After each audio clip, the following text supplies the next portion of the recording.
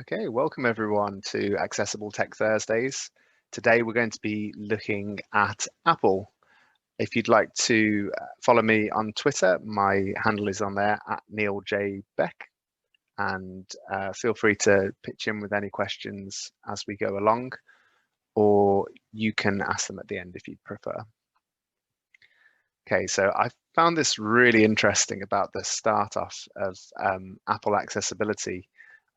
This is about on June the 8th in 2009. There was a 2-hour keynote, which was based on a kind of worldwide development conference for Apple. And Phil Schiller was running through a long list of these new app features and apps that would be available on the iPhone. Now, 36 seconds was devoted to the accessibility there of voiceover, zoom, invert colors, and mono audio. And those were the first real accessibility features on the iPhone OS platform, as it was called back then. And then it was over, no demo, no applause break. And there wasn't really much kind of media and maybe understanding of the impact that was going to have on people. But amongst the kind of communities of people with disabilities, there was a real appreciation that things like voiceover could completely open up a whole new world for people. So 36 seconds was what they delivered back then. I'm hoping to kind of wrap it up before 36 minutes today. So that'll give you an idea of how far they've come with the accessibility. If you're interested in that link, I've put that in the bottom right corner there. And I'll share the slides afterwards in the shared folder. So with Apple, the best way to divide it is into the different product that you've got. So whether it's a Mac, an iPad, iPhone, Apple Watch, Apple TV, or HomePod, and whether it's a built-in feature or whether it's a separate app. So most of what I'm going to cover today is iPads and iPhones, as they have the majority of the features, and that's where a lot of the focus lies. However, just bear in mind that as we're covering a lot of the features today, these things are available in Mac. And then towards the end, I'll just give a quick brief overview of features in the Apple Watch, Apple TV, and HomePod. And yeah, I learned quite a bit on this, so hopefully you will too. Okay, so Apple built-in features is where we're going to start off with. So we're looking at generally iPads and iPhones. So the good thing about Apple is they're consistent across devices. So you can pick up an iPad having not used one for a few years, and you can guarantee it's going to be a similar kind of layout with just a few updates and added features. So that brings me on to the next bit, the new developments. So every time there's a new version, there'll be tweaks and new features of for the system. It's also worth, so we're going to be focusing today a lot on what's in the accessibility options there, but the one that's quite easy to forget is to also consider the other settings. So looking at things like display and brightness, Touch ID, and facial recognition. So yeah, facial recognition means that rather than having to tap in something, a password or a code or something like that, you can just hold the phone up and it will recognize you and log in. Keyboard settings, we'll pick up one really important one towards the end as well that I almost missed, and some Safari settings as well that you can change around how things look in the browser. Okay, so we're going to start off with vision.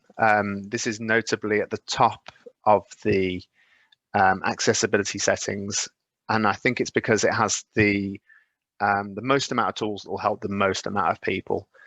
So I've devoted more time on this than other parts, as I feel these tools have possibly more use than others. So I've given a quick overview here. So this is quite a good resource in itself. So I'll probably try and pull these off as an individual resource that you can use and put those in the shared folder. So I'll be going over VoiceOver and I'll be going over Zoom in depth.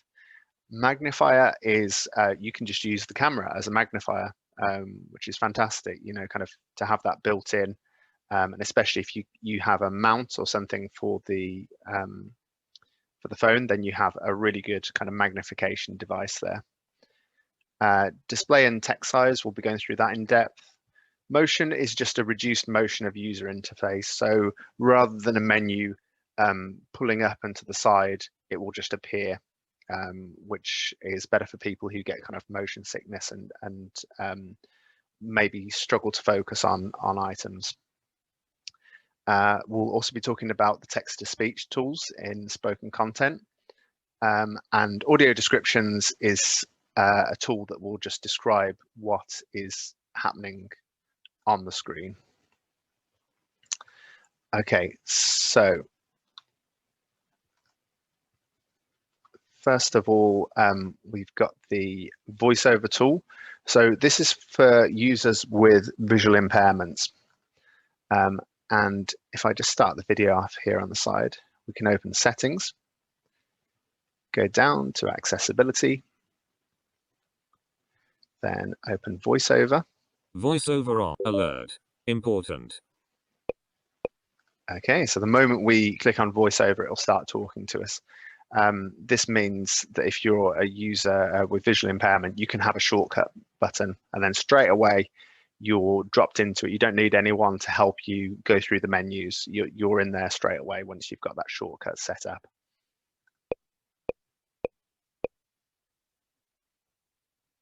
OK, button. Settings, accessibility, back button. Okay, so you can hear it's reading out what I'm selecting on the screen. So it changes the whole navigation. So it can be quite easy to get stuck in this if you're not used to it. So just be careful when you access this. Maybe I should have said that at the beginning. Hopefully no one's stuck in their iPhone at the moment. But yeah, so it's single click to access an item and it will read it out to you. So you can move your finger around the screen and it will read out the different things, and then double click anywhere on the screen and it will select what you've selected with your single click.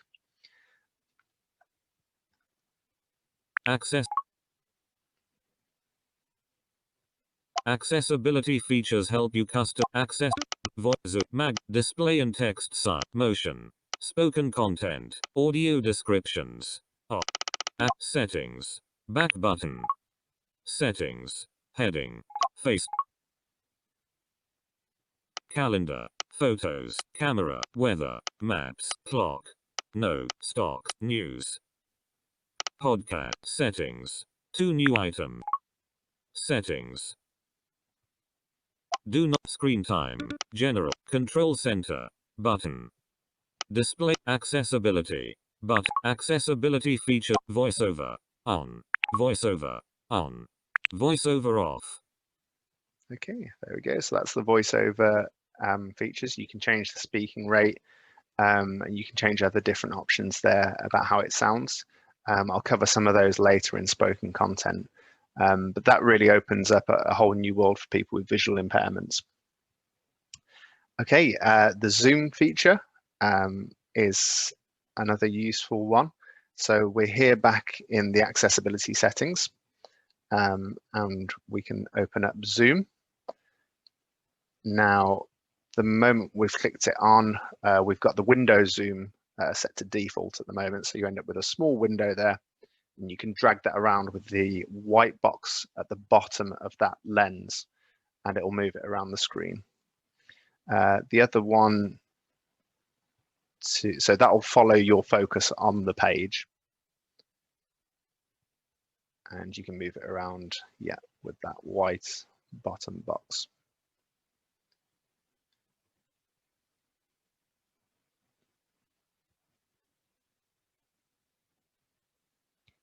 Okay, the other option is full screen zoom. So when we're selecting that, it's going to zoom the whole screen in, and you move around with 2 fingers to move around. You can also double tap 3 fingers as a shortcut to zoom once you've got this turned on as well. So it's quite easy to zoom in and zoom back out again.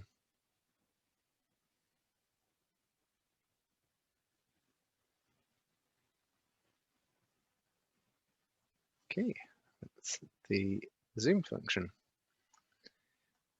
Okay, displaying text size has some really good options, and this will help an awful lot of people. So bold text, can turn that on or off. Larger text, you've got either standard accessibility sizes, or if you toggle the box, you can have larger accessibility sizes, and that will just give you the option to have some extra kind of font size there. Button shapes changes. You can see at the top left of the mobile phone there has a blue button. It just changes the size of that, so it looks a bit different. On-off labels gives it a 1 or a 0 as to whether it's on or off to make it clearer, so it's not color-based. You can reduce transparency and blurs, which will make it clearer. Increase the contrast between the app foreground and background colors. Differentiate without color. And you can also use Smart Invert, which will reverse the colors except for images, media, and some apps that use dark color styles. There's also a classic invert, which reverses everything. Color filters are really clever. They give support for lots of different type of things like red, green, green, red, blue, yellow filters. And you can also color tint the whole screen as well, which is quite useful for learners who maybe don't like that white and black. And you can change the intensity of that color tint. So you can either have it quite mild or quite extreme there. You can reduce the white point to make the screen a little bit less intense with the bright colors.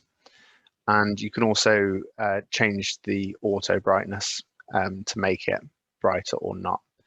So those are the main features there. There's a good selection there and can make it much clearer for people with visual impairments or any kind of print impairment that makes it difficult to read text. Okay, spoken content. Now this is a really important one. So again, if we go through the accessibility options, go to spoken content. Now I just turn on speak selection and speak screen as default pretty much because they don't really change much in your phone or your iPad other than giving you extra functionality. If you click show controller, this will give you a floating box that you can move around the screen, and when you press play on it, show controller on the speech controller, it'll read the text out. And you've also got some useful features in there.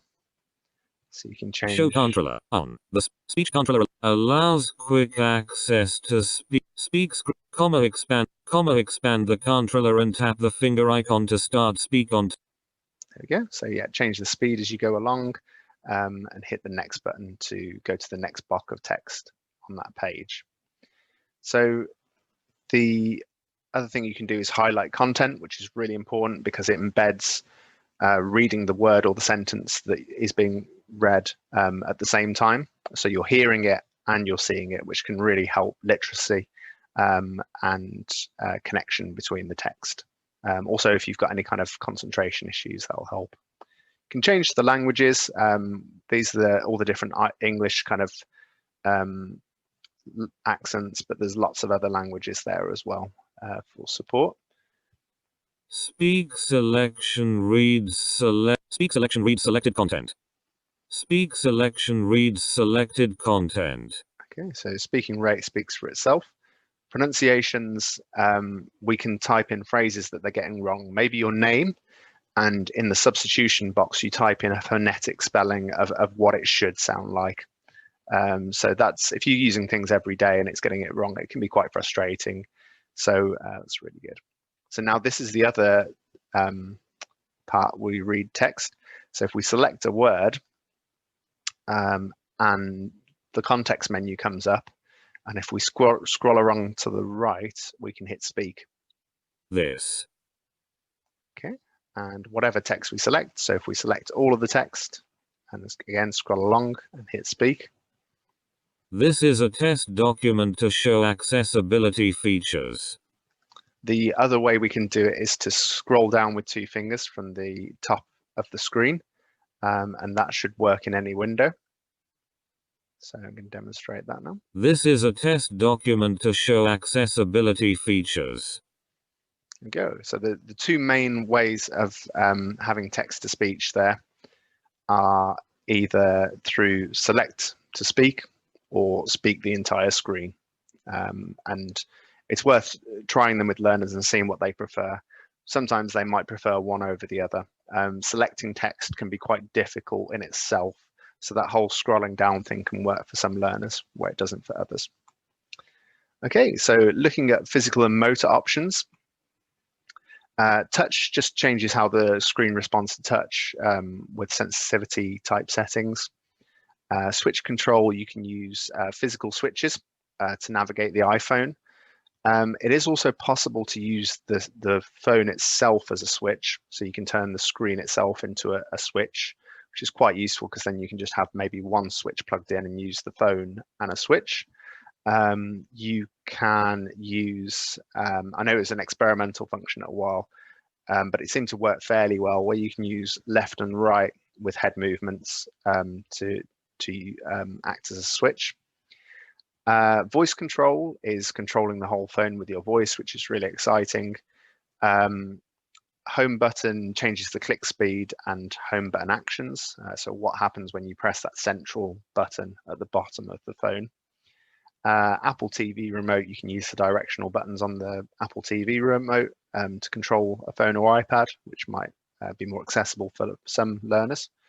Keyboards give some support for hardware keyboards, so physical keyboards that you can type in rather than maybe a small screen or learners who don't get on well with touch screens. Okay, so going to have a little look at voice control now.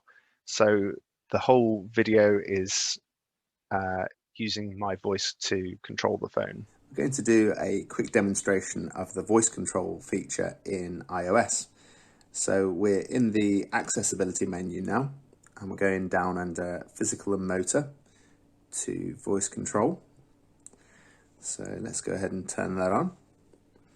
You can customize commands, you can teach it new words, you can show confirmation that it's heard what you've said, you can play a sound, and you can show hints. Now the hints are particularly useful because if you get the command slightly wrong, then it will give you some tips. And I'm quite good at forgetting commands, so I find that pretty useful.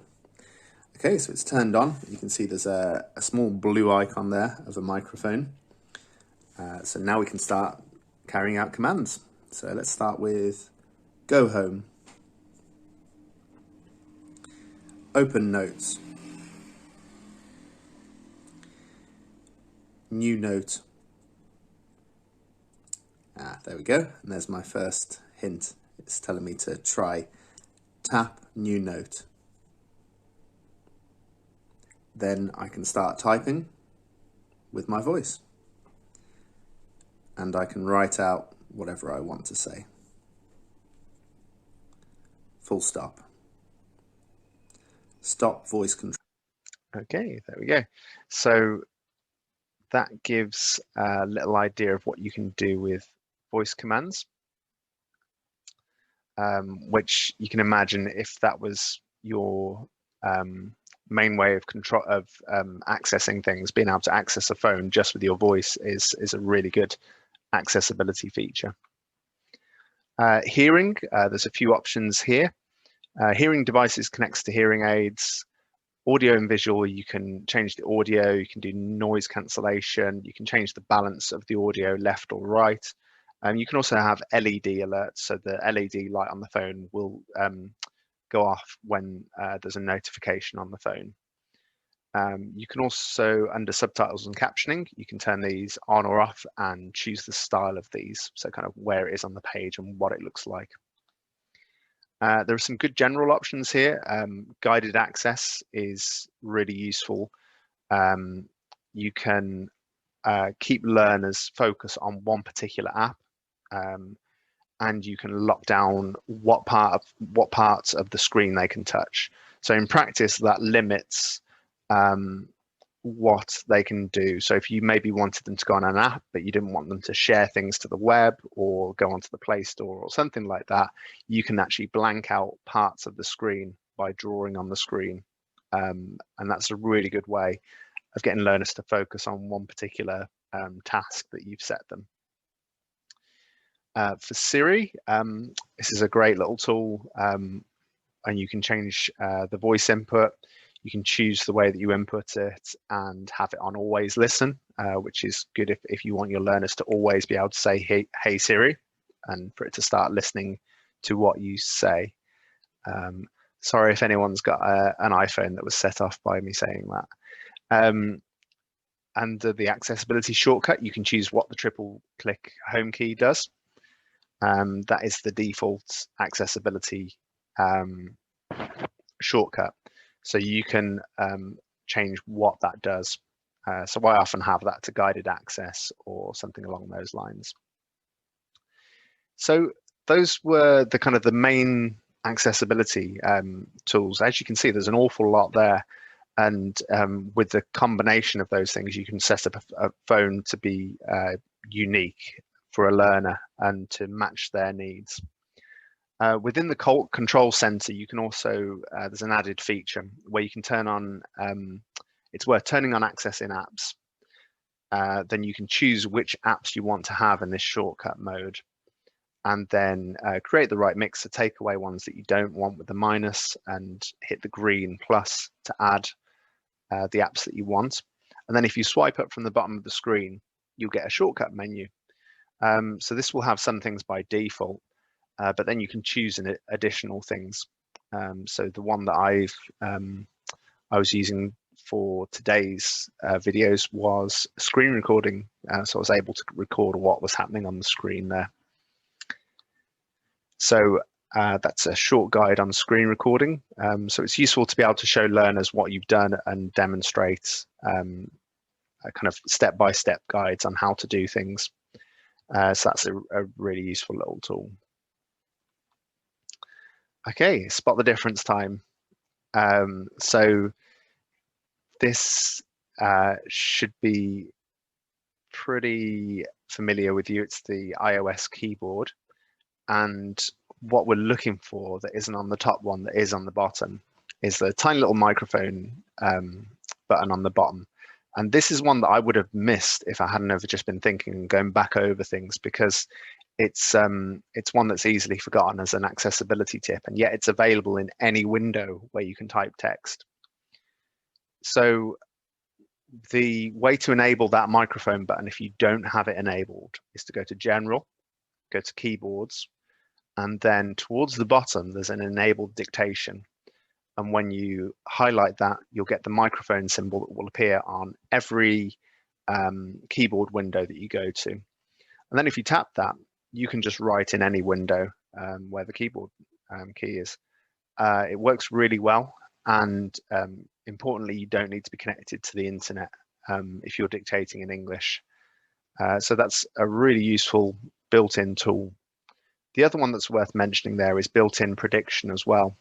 As you can see above the keyboard, there are words there written out, and if learners learn how to use those, they can be quicker at putting together sentences, which is really useful. But yeah, if you want to try anything, I suggest you go away and try the enabled dictation. It's a quick and easy one to do, and it can make things accessible for a lot of learners who might struggle to write things out. So we've gone through the inbuilt tips. Now, what is available outside that you can bring in to Apple? Microsoft, as we found out from the Microsoft webinar a few weeks back, have upgraded a lot of their products to have Immersive Reader, and they're reporting that they have this available now in OneNote and the Edge browser.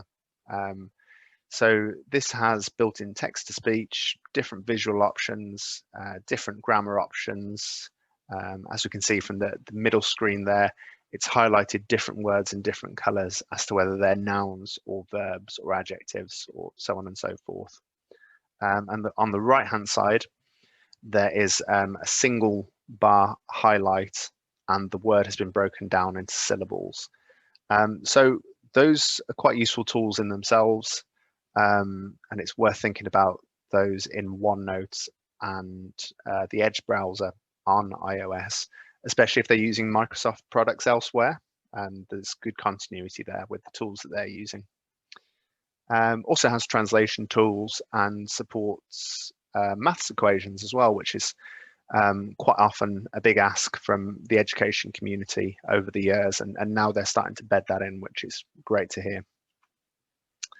The Apple Watch its predominant use is obviously timekeeping and organization. So there's a lot you can do with kind of setting alarms and being able to see the time and hear the time as well, which is really important. Translation is built in to Microsoft Translator app. So when you install that, that's compatible with the watch there. And there's a picture of that on the top. Just with a simple microphone button, and on the right hand side, the translation tool. So this has an added bonus that you can be in a conversation and use it for captioning, which I think is really exciting, to be able to have a device on your wrist that can give you captions of what's being said. Takes a little bit of setup, but yeah, let me know if you're interested in finding out more about that. You can take voice notes on the go, and amongst the community that it's widely accepted that these are pretty accurate, and the sorting system is quite clear.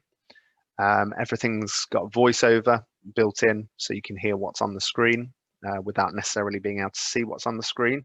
So don't worry about it being too small a screen. It has a zoom function, so you can make text larger. And the Taptic engine, I think it's a play on the word haptic there, and the watch will buzz. And you can use it for things like directions, which might be quite useful for a learner who you want to be able to concentrate on their journey rather than looking at a phone to look at a map. It might just give them those directions. Again, would need some support and some supervision to learn those kind of tools. Apple TV, just to talk through some of the things. So they have audio descriptions. So when available, that will be on. Closed captions, they have voiceover on the menus. Color filters, so you can change how the screen looks. There's a zoom function. Siri and dictation is built in, and it's available for switch control as well. And the picture on the right there just highlights what the accessibility menu looks like and where the closed captions are, which is probably the most commonly used tool in there. To enable the accessibility features on an Apple Watch, you can open the settings menu, select accessibility, and then tap to turn on the features you want to use. Or if you want to go through the iPhone, you open the app itself, and the My Watch tab, select accessibility, and then again, turn on the features you want to use. HomePod, now I haven't got my hands on one of these yet, but I just wanted to share what's possible with it. So it uses Siri, and it can manage your house and your music with just your voice. So the examples they give here are turning on the lights, switching the kettle on, open the blinds. Now clearly that's going to take some setup, but if you're looking for home control and you're looking for a learner who's already getting on well with Apple products, this is a really good one to look out for. Now, Safari has some settings itself that you can change about kind of visuals, but generally the good thing about it is that it has all the accessibility features that we spoke about earlier are possible in Safari. So you can still use VoiceOver, you can still use the zoom function, you can click in any window and use your voice to fill in text. So that's what makes it so seamless, is that it's no different to a lot of the other things that you would use within iOS. It is a nice, clear kind of viewer, and they do deliberately try and remove the visual clutter and strip away as many ads and buttons and navigation bars as possible, which is really useful for a lot of learners. A few favorite apps, Microsoft Translator, we've mentioned that with the watch, but also useful on the iPhone and iPad itself. You don't need to be in the same location as someone to hold a conversation with them. But yeah, just bear in mind that most features require connectivity there. Otter is really useful. So this is what I use to transcribe a lot of the recordings that we have. So there's a transcript of what we've said and allocated to certain people's voices. So it actually tells you who the speaker is. The other advantage, as you can see on the right hand side there are a selection of keywords, and these keywords are searchable. So if I know I've spoken about Apple accessibility in the past and I want to search through my keywords, I can find it. So this is a really useful productivity tool for anyone that's recording, but also helps learners because they can record conversations, search for them, translate them into text. So there's 600 minutes a month free, and some of the things like uploading videos and having those transcribed requires more of a license. And yeah, usual sound quality rules apply. So cut down background noise, have a good microphone, and don't tap the mic when you're talking. Pictello we dealt with in the visual learning one, but just pick up on it. It's really good for developing literacy skills, great for social stories, helpful for learners with autism or kind of mental health difficulties to get them used to things and build up structure and timetables. On the App Store, that's $18.99. And a few more screens on what it looks like there. Clicker Docs is good for developing vocabulary and spelling. It has word prediction built in, and you can have custom word banks, and that's where you really get that kind of vocab help.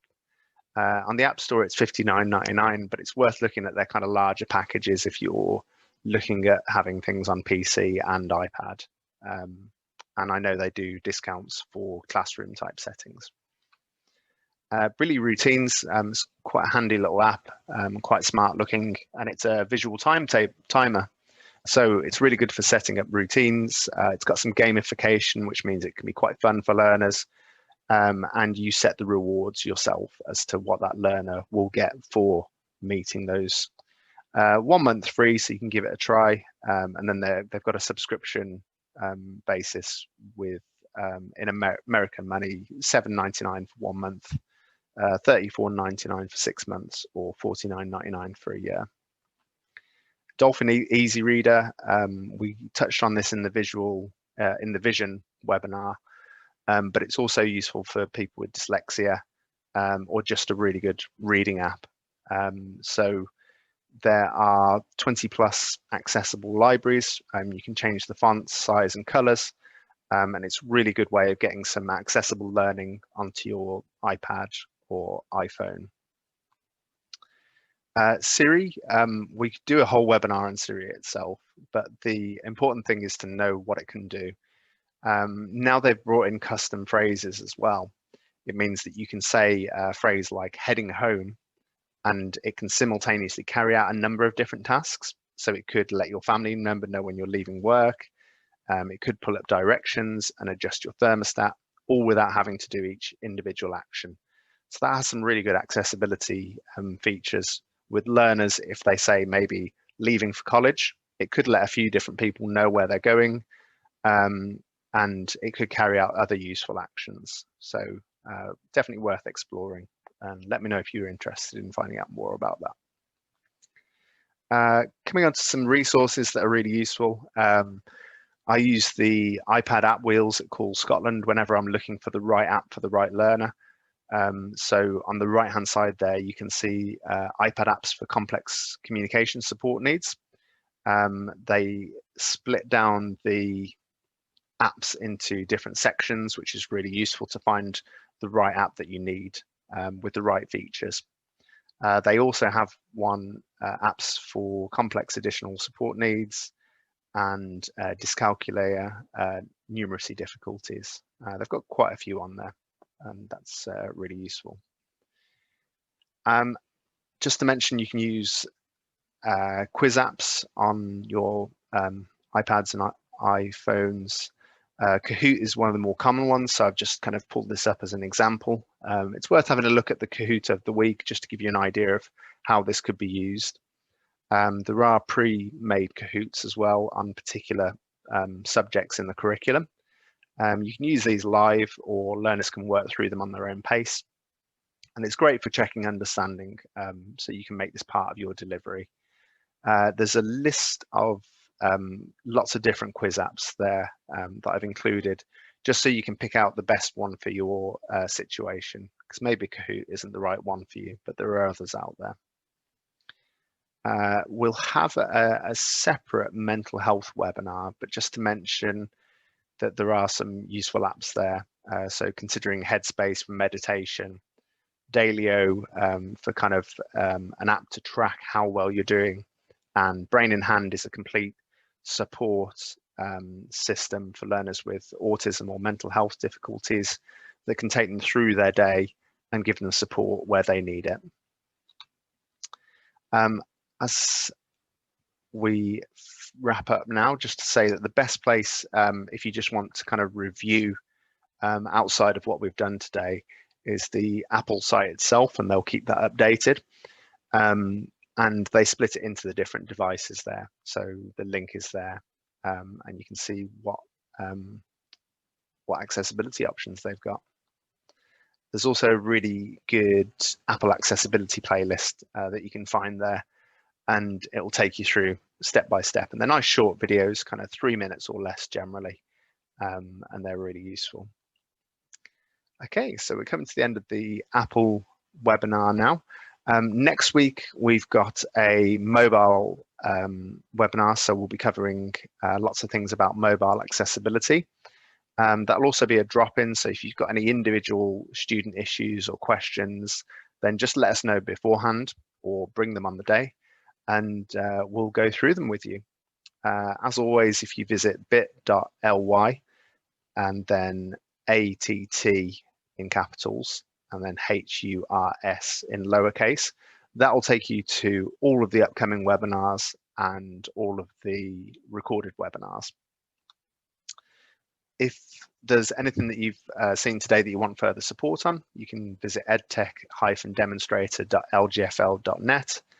I've also included on the right-hand side there our YouTube, Twitter, LinkedIn, and Facebook address there. And yeah, thank you for everyone that attended. Thank you for David Finch today for manning the chat and just checking for questions. And I'll leave it open for a few minutes just in case there's any questions or comments. Thank you, everyone.